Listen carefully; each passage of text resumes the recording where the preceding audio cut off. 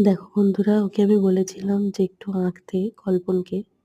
তো ১ম এ বেশ আঁকছিল। আঁকতে, আঁকতে তারপরে হচ্ছে না দেখে দেখো অবস্থা।